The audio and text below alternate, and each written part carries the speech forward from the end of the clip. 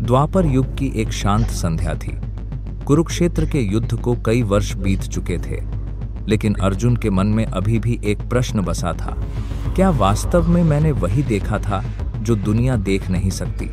क्या कृष्ण केवल मेरे सारथी थे या स्वयं सृष्टि के स्वामी? एक दिन अर्जुन गंगा किनारे ध्यान में बैठे थे।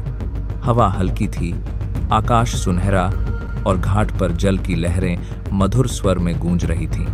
अर्जुन अपनी आंखें बंद कर मन में कृष्ण का स्मरण कर रहे थे।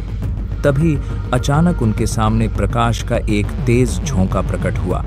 वो प्रकाश इतना दिव्य था कि अर्जुन ने तुरंत आंखें झुका लीं। धीरे धीरे वह प्रकाश एक सुगंध भरी हवा में बदल गया और उसके बीच खड़े थे श्री कृष्ण। वही मुस्कान, वही नीला मुख, वही सौम्यता, जैसे समय भी उनका सम्मान करता हो। अर्जुन उठ खड़े हुए। माधव, क्या यह सच है? मैं आपको प्रत्यक्ष देख रहा हूं। कृष्ण ने स्नेह से उनका हाथ थामा और कहा, पार्थ, जिसे तुम देखना चाहते हो वह सदैव तुम्हारे भीतर ही है। युद्ध का दिन केवल एक दृश्य था, लेकिन सत्य हमेशा था, है और रहेगा।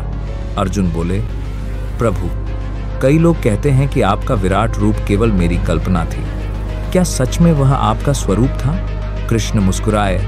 अर्जुन, एक साधारण मनुष्य सृष्टि को नहीं देख सकता, लेकिन ज्ञान, भक्ति और कर्तव्य उन्हीं के लिए रास्ते खोलते हैं जो तैयार हों। तुमने अपने अहंकार को त्यागा और कृष्ण मुस्कुराए, अपने मन को समर्पित किया और इसीलिए तुमने वही देखा जिसे ऋषि मुनि युगों तक साधना में खोजते हैं। अर्जुन गहरे भाव से बोले, प्रभु, युद्ध तो बीत गया, लेकिन मन का युद्ध अभी भी चलता है। कृष्ण ने अर्जुन के कंधे पर हाथ रखा। मन के युद्ध को केवल एक ही चीज जीत सकती है, स्मरण। यदि तुम हर कर्म में मुझे याद रखोगे तो विजय हमेशा तुम्हारी होगी। इतना कहकर कृष्ण का स्वरूप धीरे धीरे प्रकाश में विलीन होने लगा। अर्जुन ने हाथ जोड़कर कहा, प्रभु, मुझे सदैव मार्ग दिखाते रहना। प्रकाश धीरे धीरे मिट गया, पर एक गूंज अर्जुन के हृदय में रह गई। जो मुझे स्मरण करता है, मैं कभी उससे दूर नहीं होता। उस दिन अर्जुन समझ गए कि कृष्ण केवल उनके सारथी नहीं थे, वे उनके जीवन के रथ चालक, धर्म के मार्गदर्शक और आत्मा के स्वामी थे।